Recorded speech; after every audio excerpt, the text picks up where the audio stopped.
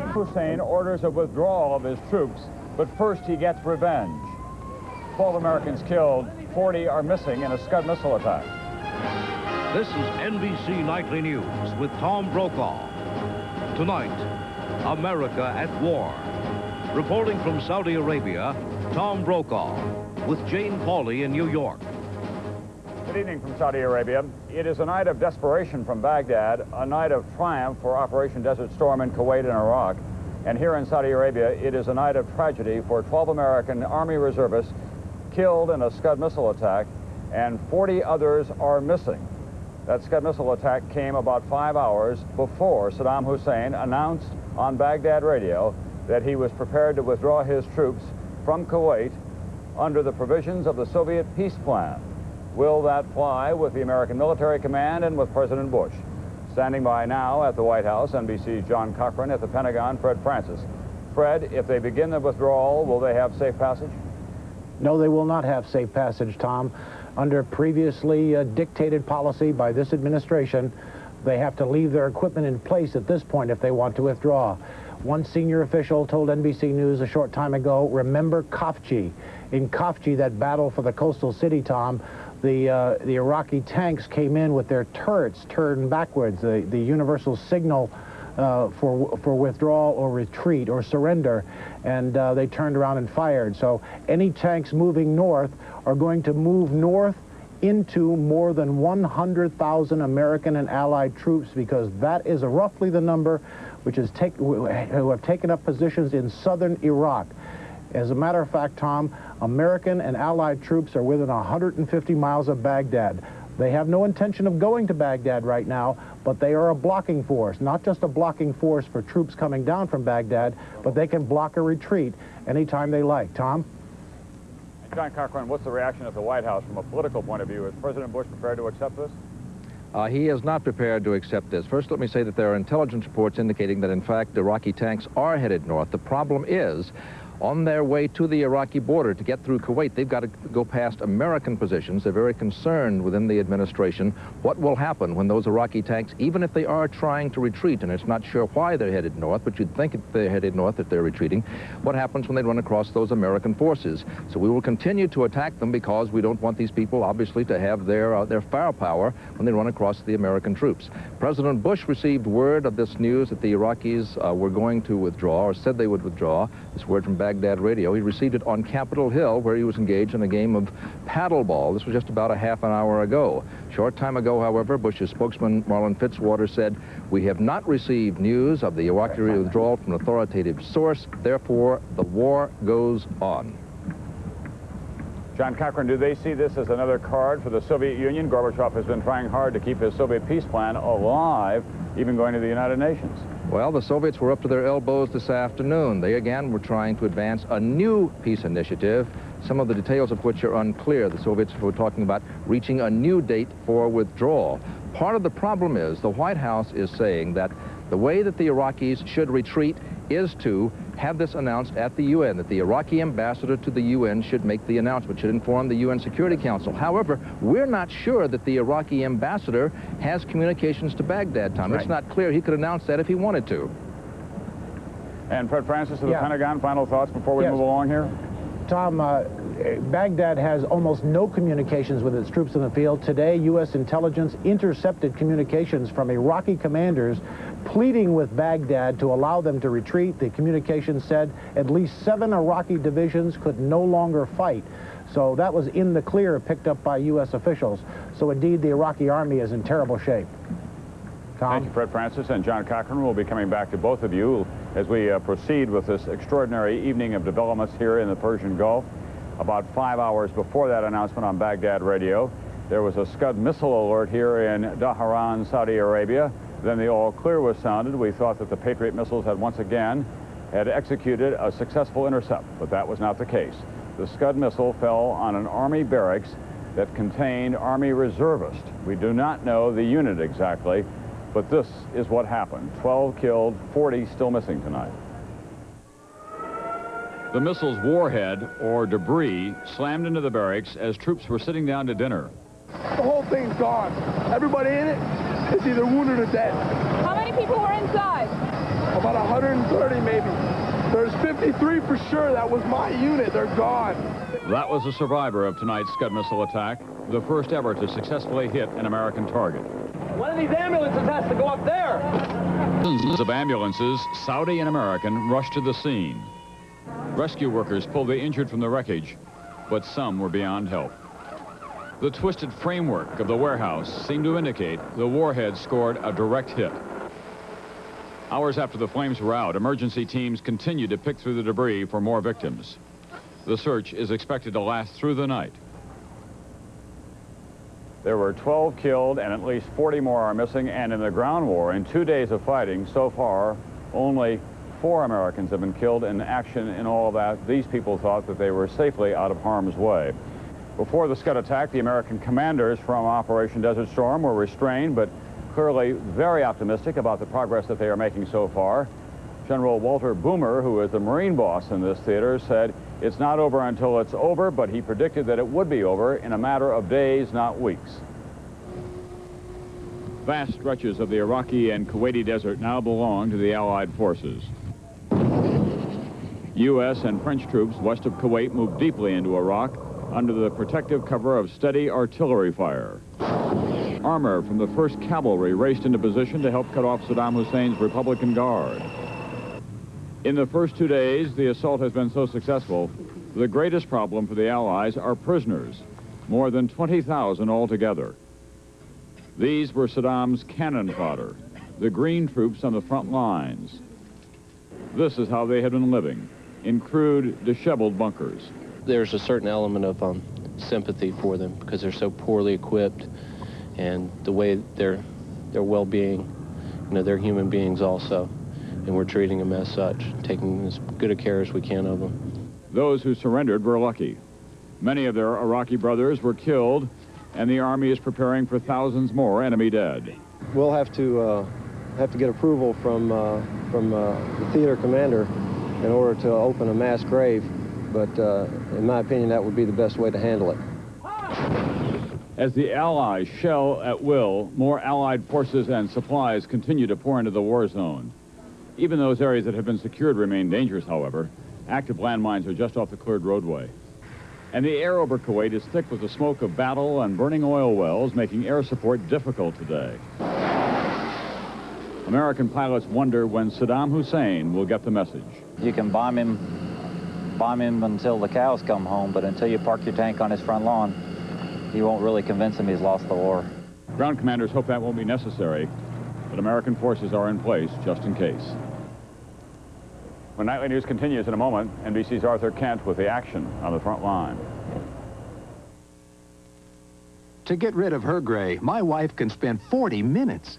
But I discovered the 5-minute hair coloring. The revolutionary discovery called Just for Men from the leader in men's hair coloring. Simply apply Just for Men and in 5 minutes shampoo out. Gray is blended away. The look of my natural color is back in 5 minutes. That was me, and it won't fade or wash out. My hair takes forever, but you look great in just 5 minutes. The look of your natural color in just 5 minutes with Just for Men. The same medicine found in the prescription drug Motrin. Same as in Motrin, in non-prescription strength. If you want the same medicine found in prescription Motrin, wouldn't it just be simpler to ask for Motrin IB? Non-prescription strength Motrin IB. Accept no alternatives. We bake pearls made of denture material in this blueberry pie to prove how powerfully Efferdent, America's leading denture cleanser, removes this tough stain, even in between.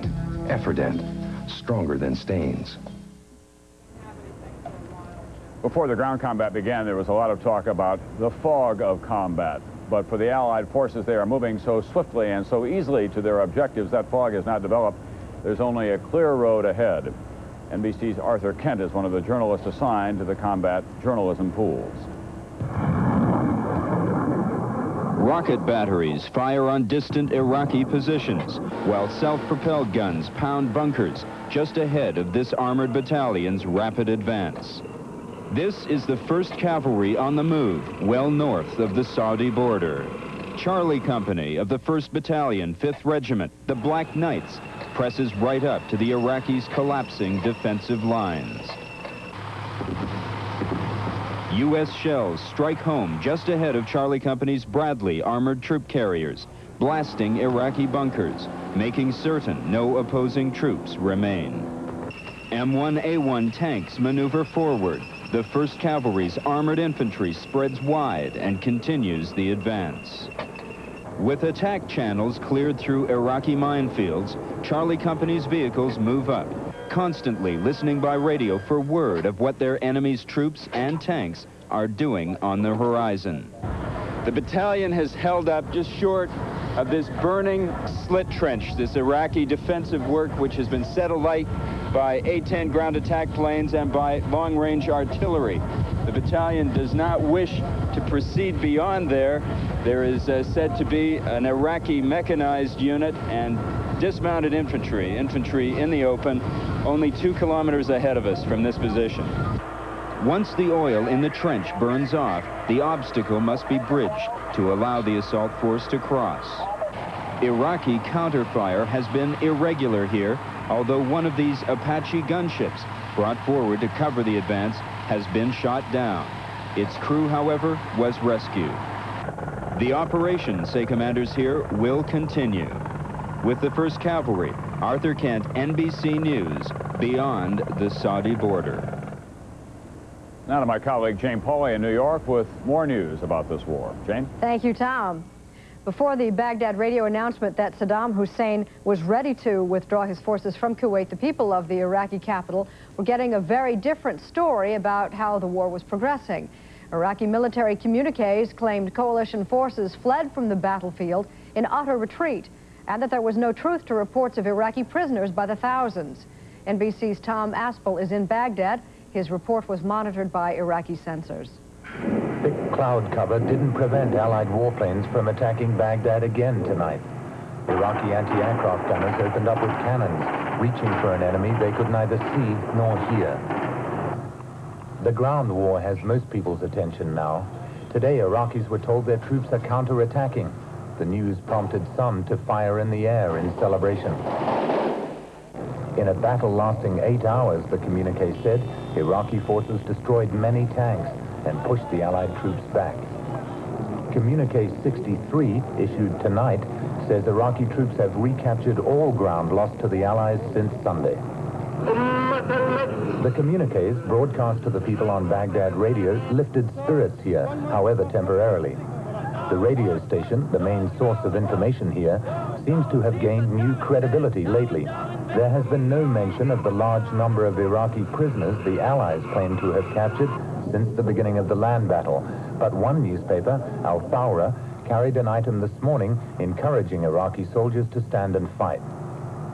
The only way for a great and steadfast Iraq is military honor and a strong will, it said. The Iraqis have great faith in their forces in this land battle, not so much to keep Kuwait, but to defend Iraq itself from foreign invaders. Jane? Tom, do the people believe their forces can actually push the coalition back? Well, I don't think at this stage that many of them think that they have much of a chance against the technological superiority of the Allied forces in Kuwait. But should the foreign forces enter southern Iraq, then I think we're in for a different story. The Iraqis would feel then that they are defending their homeland, and that would be quite a different matter in spite of all the technology lined up against them. I think they'd fight very hard indeed to defend their own country. Thank you, Tom. Tom Aspel in Baghdad. In a moment, how the Iraqi troops have been surrounded. Ask me what counts most after 40 years in the car business, and I don't have to think twice. 1, the minivans. We invented them. 2, driver's airbags in every car we build in this country. What do we do for an encore? Put them together. Minivans with a driver's side airbag. Nobody else is doing it. You still have to use your seatbelt with a minivan airbag, but it will save lives. A lot of lives. Farragran wants to know.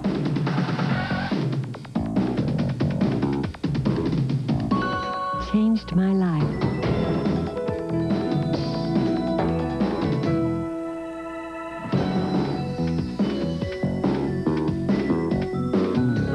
Not much. With Farragran M, multivitamins with minerals, fine-tuned for the way you live. I'm sorry to bother you, but I'm having a dinner party and I've run out of coffee. Come in. Thank you. Would Taster's Choice be too good for your guests? Oh, I think they could get used to it. Could they? Yes. Savor the sophisticated taste of Taster's Choice. Have you met your new neighbor yet? Oh, I've popped in for coffee. Hey, gorgeous. Oh, come on. Ounce for ounce, can you mix a bowl of cereal with more vitamin and mineral nutrition than Total? Sure I can. Sure I can. There. And then we'll have some of this. Not enough calcium. Okay, wait a minute. I'll add some of this one. Now there's not enough iron. Hey, you're interrupting me. You know a bowl of all those put together can't top an equal amount of Total. One serving of whole grain Total has 100% of 12 essential vitamins and minerals. For all this nutrition, nothing can top Total. Nothing. You're kidding. Late word from Baghdad Radio once again tonight. Foreign Minister Tariq Aziz apparently contacted the Soviet ambassador in Baghdad and asked him to convey to Soviet President Mikhail Gorbachev Saddam Hussein's desire now to withdraw his forces from Kuwait under the Soviet peace plan. That has been roundly rejected, of course, by President Bush and by Allied commanders here. Fred Francis reports from the Pentagon now that even before that announcement from Saddam Hussein tonight, he had many more problems on the battlefield than what we could see. Fred, what's the latest there? Oh, he sure did, Tom. Allied forces are inside 150 miles from Baghdad, and no advances planned on the capital, but the Allies are now in a position all across southern Iraq to block any retreat. And tonight, the most decisive battle of the war is being fought on the Kuwaiti-Iraqi border against Republican Guard tank divisions. Pentagon officials say the early reports from desert fighting in that battle and other fronts were very encouraging.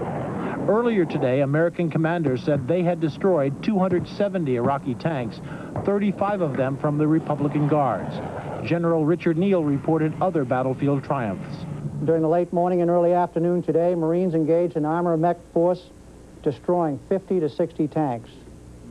An Army armor brigade operating with Marine forces engaged another armor mech unit consisting of over 150 vehicles. American, British, and French armored columns from at least 2 Saudi staging areas have now reached key positions in Iraq. American and French paratroopers are a blocking force just 150 miles southwest of Baghdad to counter an Iraqi tank division at Karbala. Another division is southwest of Najib, again deep in Iraq. Closer to Kuwait, a third major unit has joined American Rangers at Nazariya, a critical resupply crossroads on the Euphrates River. Other Allied units will hook south soon to attack into Kuwait from the north. And finally, an Allied tank army is tonight confronting the Republican Guards from the west. The guns of the Army's 24th Mechanized Infantry and other units, according to Pentagon sources, may decide within the next 24 hours how quickly the war will end. Not everything has been wildly successful. These slow-moving American vehicles are reportedly being delayed by what a Pentagon official described as less than aggressive Arab forces. The Arab forces are only a few miles south of Kuwait City and should have entered today. All other thrusts into Kuwait are fast-paced. Only one has met stiff resistance from an Iraqi Army unit held in reserve. But those Iraqi units held in reserve are being attacked by Allied aircraft as soon as they try to form up in battle formation. Today, Allied forces flew more than 500 close air support missions. Tom? And they did quite well, Fred, even though there was a fair amount of cloud cover here today as well, based on the talks that I had with some of the pilots in this area. Walter Boomer, who is the Marine general in command of the Marines in this area, said it will be over in a matter of days, not weeks. Did he mean by the end of this week? Yes, he did, Tom. As you well know, there has been no Marine amphibious landing, and there may not be a battle amphibious landing. It's going so well, Tom, they're probably a day or two ahead of schedule. And for once, all U.S. intelligence reports that have fed into this thing for the last couple of weeks have been right, that this would be a very short war with very low casualties. Tom? Thank you, Fred Francis of the Pentagon. The last official report, only 4 killed in action so far in the war, but 12 killed in the Scud missile attack. Back. On the road, the Infiniti Q45 becomes a living, breathing thing. You feel it work the wind and seize the road. Feel the embrace of leather and luxury. The rarity of a 278 horsepower V8 engine that was born to run. And be begin to understand why Road and Track has named it one of the 10 best cars in the world. Grandma cleaned her dentures with toothpaste. Mom soaked hers with tablets. But I use the denture cleanser of the 90s.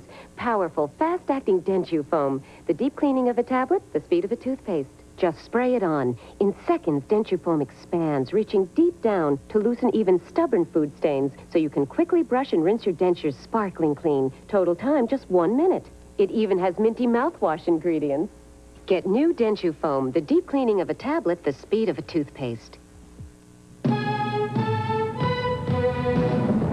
Send up a crow's foot. Give me an app check. There's a place in the friendly skies where not everyone's so friendly. Stop. Hold it. I need 3 hours minimum. Check it out. Over 9,000 mechanics of United Airlines work here. Give me a mini grinder. They're picky, fussy, stubborn. But if you fly, they're the best friends you'll ever have. United, rededicated to giving you the service you deserve. Come fly the friendly skies. Eating the right foods can fill you with painful gas. That's why you may need Gas X for fast gas pain relief. Relief antacids can't give you. So eat right and feel right with Gas X. How do I know where to get my brakes done right?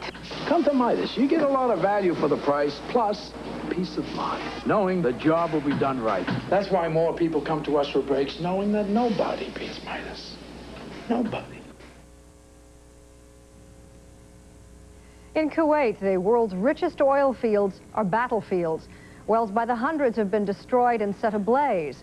Millions of gallons of oil have been dumped into the Persian Gulf, and yet gasoline prices are dropping. NBC's chief financial correspondent Mike Jensen explains why. At this station in Los Angeles, gasoline is down to 87.9 cents a gallon. I love it. It's terrific. I hope it stays this way. All over America, gas prices are plunging. If it weren't for the higher federal excise tax, gas would be cheaper now than it was before the war. That's because crude oil prices have been falling, and that worries OPEC. 6 non-Arab OPEC ministers met today in Vienna. They want to jack prices up, but they're not likely to succeed, even with this happening in Kuwait. As of 1300 this afternoon, we can confirm over 600 fires burning. Of these, at least 517 are wellheads. Kuwait is a huge oil producer, so is Iraq. But the world has gotten along for months without their oil, because Saudi Arabia and others are pumping a lot more oil than usual, and because demand is down with the U.S. recession. The oil glut will get even bigger when Red Adair, the oil well firefighter, starts putting out the fires in Kuwait. He just signed a contract with Kuwait to send in 2 teams as soon as it's safe. But it's going to take a couple of years at least to do all of this. Meantime, falling gas prices bode well for the U.S. economy. Motorists have more money for other things. Even if it's only $50 a month, if they don't do a lot of driving, or $150 a month if they do a lot of driving, it's money in their pocket. That buying power is exactly what the U.S. economy needs to help it out of the recession. Some economists say the worst is already behind us. Mike Jensen, NBC News, New York. On Wall Street today, the market closed down slightly after a day of wild swings and heavy trading. The Financial Report has been brought to you by Merrill Lynch. We're bullish on the future.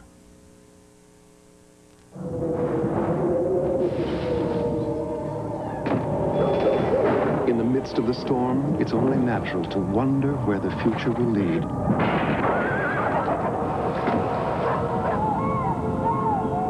To people who worry about the winds of change today, we'd like to remind you that no adversity lasts forever.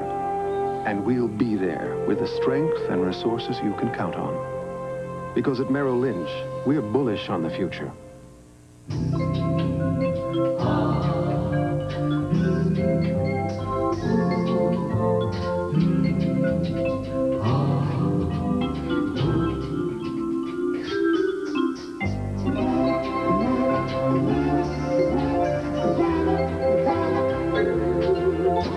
Dodge Caravan Plymouth Voyager.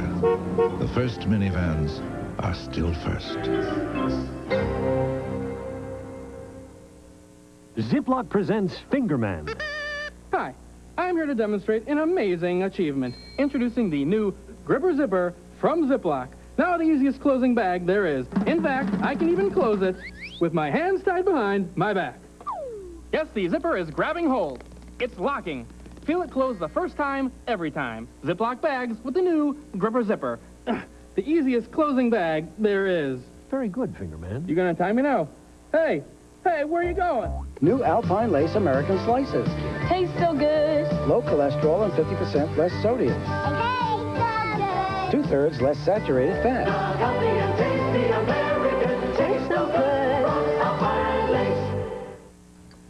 If your doctor has recommended Metamucil and you like the results, but you don't like those glasses of thick liquid, change to FiberCon. Get the same fiber action in easy-to-swallow tablets. Get doctor-recommended FiberCon. One of the biggest problems for the Allies in Operation Desert Storm are the thousands and thousands of Iraqis who are surrendering.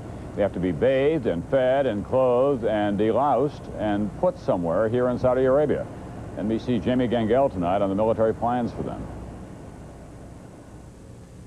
The long line of surrender.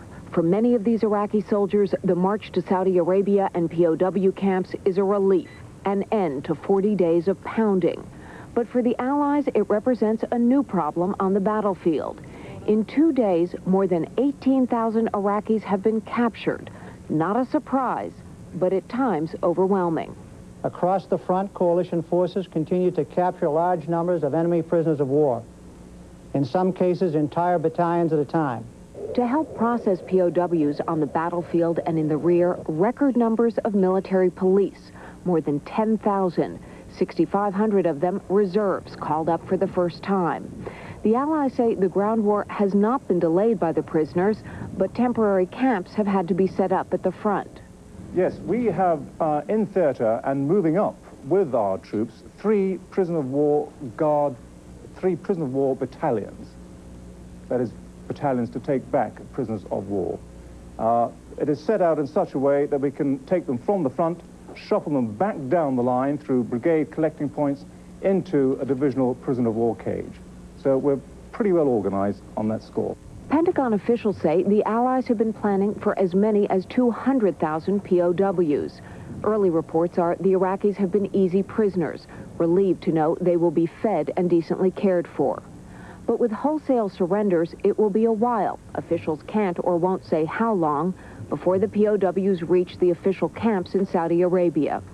They will be kept there until the war is over, when they will be sent back to Iraq. As one Pentagon official acknowledged, suddenly having tens of thousands of prisoners certainly is a problem. But he said, if you have your choice of problems, this is one you'd take. Jamie Gangel, NBC News, the Pentagon. Jane, that's Nightly News up to the minute. You and I will be part of the continuing coverage of Around the Clock on America Goes to War on this NBC station.